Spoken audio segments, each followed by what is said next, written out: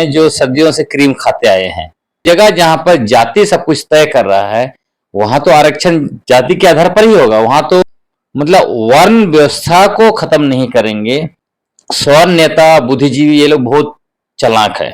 तो ये पूरा स्वर्णों का एक बनाया हुआ ताना बना है, अपने आने वाले पीढ़ियों के लिए सब कुछ चीजें सुरक्षित रखना चाहता। हास्यास्पद है कि जो जजेज, जो 7 जजेज खुद कॉलेजियम सिस्टम से गए हैं कि इनके दादा परदादा सब जो है कि जज ही रहे, आने वाले पीढ़ी भी जज ही रहेंगे, तो चाहिए उसको इन्होंने खारिज कर दिया सब मिलके, क्योंकि इनको तो अपने आने वाली पीढ़ियों के लिए जो सुरक्षित रखना है। मलाई खाने लगा तो इनको दर्द होने लगा।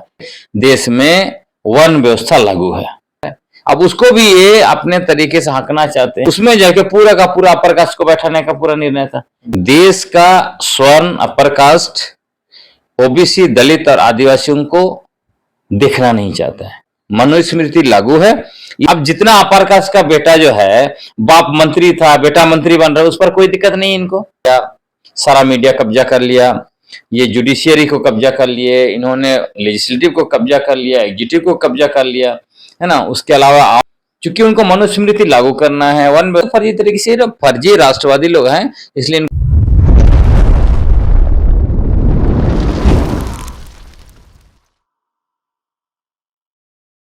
नमस्कार, जोहार। आप देख रहे हैं झारखंड स्वतंत्र खबर। जिस तरह से सुप्रीम कोर्ट के आदेश आया क्रीमी लेयर की बोल करके एसटी, एससी, ओबीसी में, उसके लेकर के पूरे देश में एक आंदोलन छिड़ गया और आज भारत बंद का घोषणा किया गया। भारत बंद भी रहा। रांची में भी जिस तरह से हम लोग देखे कि कोई भी दुकान या तमाम चीज बंद रहा। कई संगठन, कई पार्टियां रोड पर उतरे और अपना विरोध दिखाए। जिस तरह से लोग कहे भी कि आज बंदी सफल रहा, लेकिन एक्टिविस्ट गलेक्सन डुंगडुंग मेरे साथ हैं, लेखक हैं और राजनीति में अपना एक पकड़ भी रखते हैं, उस पर विचार भी लगातार रखते हैं। तो हम जुड़ते हैं और उनसे जानते हैं जो क्रीमी लेयर की जो बात लगातार लेकर के लोग चाहे आंदोलन कर रहे हैं या सुप्रीम कोर्ट का जो आदेश आया है उस पर ये क्या कहते हैं। दादा जोहार। जोहार जोहार। क्या कहेंगे, आज भारत बंद भी रखा गया था क्रीमी लेयर को लेकर। देखिए, जो क्रीमी लेयर है ना, वही लोग क्रीमी लेयर बोल रहे हैं जो सदियों से क्रीम खाते आए हैं। ये लोग, इनके पूर्वज जो है 3500 साल, 4000 साल के अंदर में यूरेशिया से यहाँ आए, सदियों से क्रीम खाते रहे हैं। अब अभी थोड़ा सा जो है कि आरक्षण के बलबूते पर मान लीजिए ओबीसी, दलित और आदिवासी का एक छोटा सा तबका थोड़ा क्रीम खाना शुरू कर दिया तो इनको दिक्कत हो रहा है। भाई, जब सवाल यहां पर यह है, दूसरा ये भी लोग कहते हैं कि आरक्षण का आधार गरीबी होना चाहिए, जाति नहीं होना चाहिए। आप मुझे बताइए कि देश में क्या दलित, आदिवासी, ओबीसी को उनकी संपत्ति, उनका पद या उनका पैसा जातीय हिंसा, भेदभाव, अत्याचार से बचा पाता है क्या? नहीं बचा पाता है ना। अब सिंपल सा देखिए, जैसे यूपी के मुख्यमंत्री रहे अखिलेश यादव, जब वो पद छोड़े तो उनका आवाज को जो है कि गंगा जल से धुलाया गया। उनको मंदिर गए तभी गंगा जल से मंदिर को धुलाया गया। इधर जितन राम मांझी मंदिर गए तो वहां भी गंगा जल से धुलाया गया है। तो उनका पद का तो कोई मतलब नहीं है, हो रहा है ना। पहले वो लोग देखते हैं दलित है, आदिवासी है, ओबीसी है, वहां जाति ऑपरेट करता है। तो सब जगह जहां पर जाति सब कुछ तय कर रहा है वहां तो आरक्षण जाति के आधार पर ही होगा। वहां तो आपको जो गरीबी के आधार पर नहीं होगा, धन संपत्ति के आधार पर तो नहीं हो रहा है। मूल बात यह है कि देश में जिस तरह से ओबीसी, दलित और आदिवासियों के साथ जातीय, नस्लीय और रंग के आधार पर भेदभाव होता है, उसका आधार मनुस्मृति, उसका आधार वर्ण व्यवस्था है जो वेद, ऋग्वेद से आता है। तो जब तक मतलब वर्ण व्यवस्था को खत्म नहीं करेंगे, ये जातीय, नस्लीय और रंग भेद देश से नहीं जाने वाला है। अक्सर देखिएगा स्वर्ण नेता, बुद्धिजीवी ये लोग बहुत चालाक है। ये लोग क्या करते हैं, एक तरफ वो जाति व्यवस्था पर प्रहार करेंगे।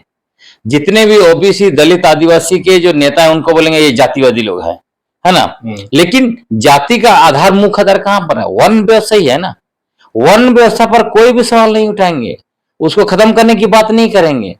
और दूसरी बात यह भी है, जब भी उनको सत्ता में जाना है तब दलित, आदिवासी, ओबीसी सब जो है कि वो हिंदू हो जाते हैं, कहेंगे कि गर्व से कहा हिंदू है।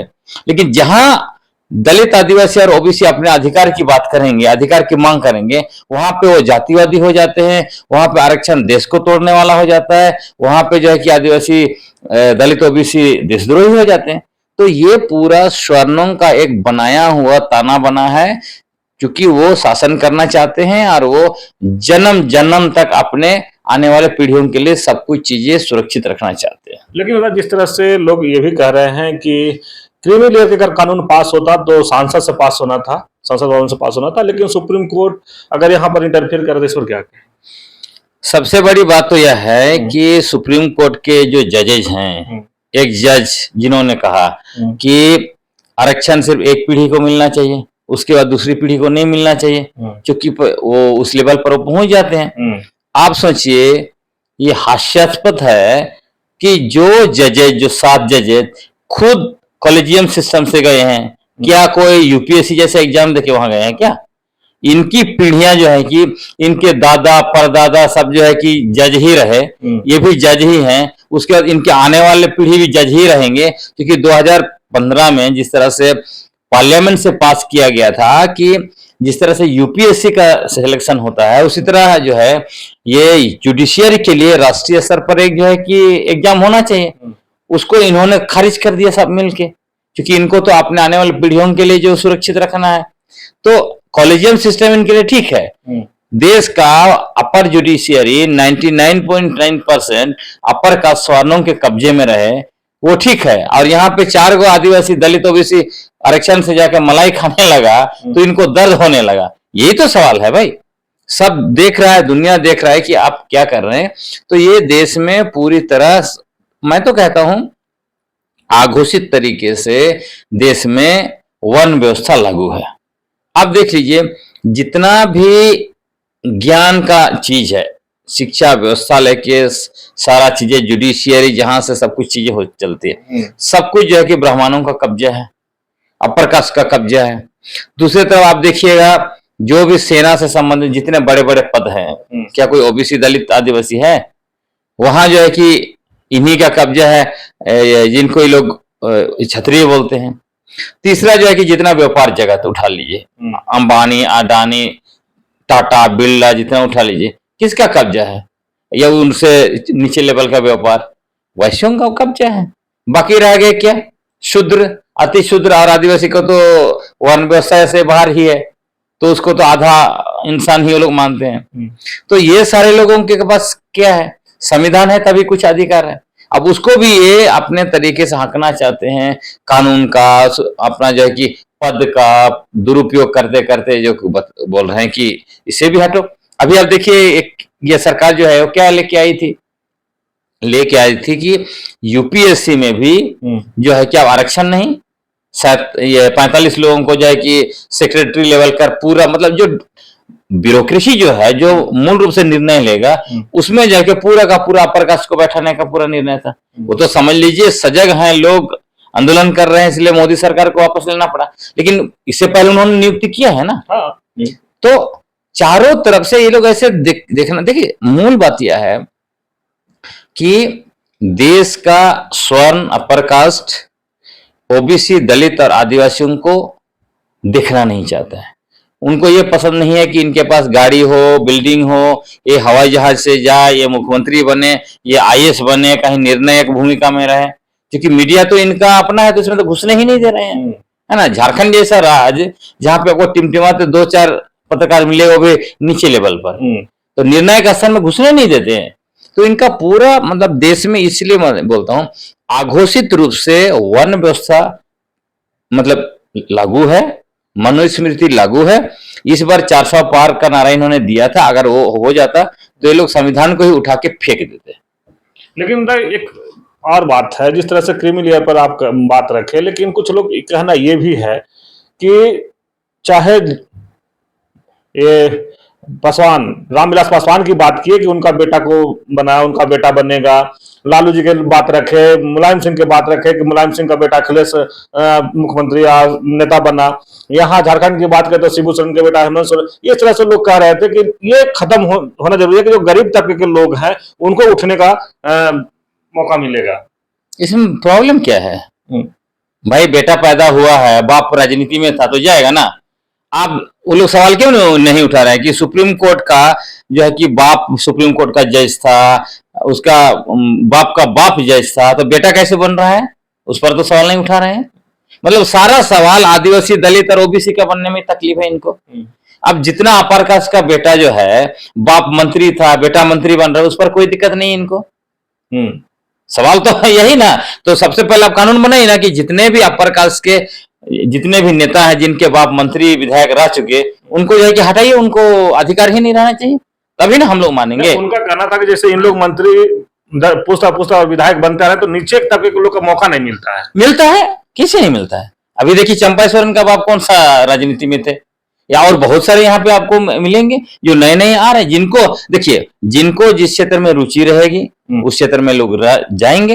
हाँ, जहां तक आप कह रहे हैं कि बाप बना दादा बना तो उसका पोता नहीं बनना चाहिए, ये गलत अवधारणा है। जिसमें काबिलियत होगी जनता चुनती है ना, अल्टीमेटली जनता चुन रही है। अब जनता चुन रही है तो उसको तो आप लोकतंत्र में गलत नहीं बोल सकते हैं।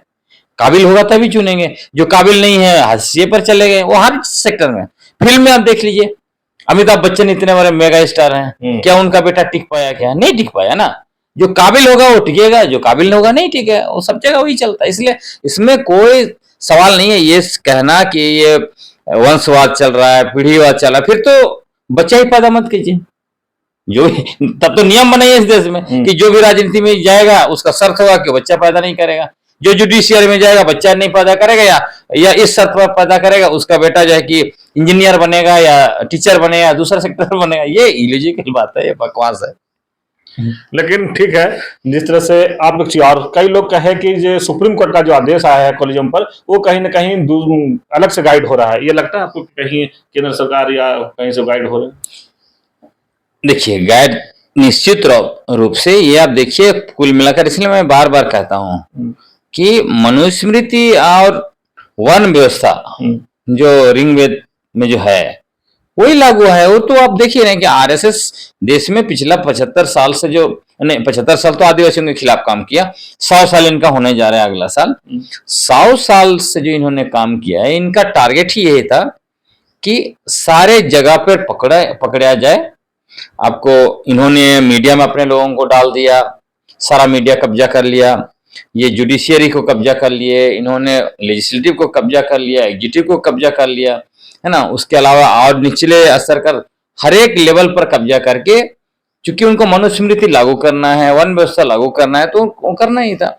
और ये चाहते थे कि अल्टीमेटली इसमें सबसे बड़ा रोड़ा संविधान है, तो संविधान को हटा के मनुस्मृति पर आधारित संविधान बनाया जाए, तभी वन व्यवस्था लागू हो सकता है।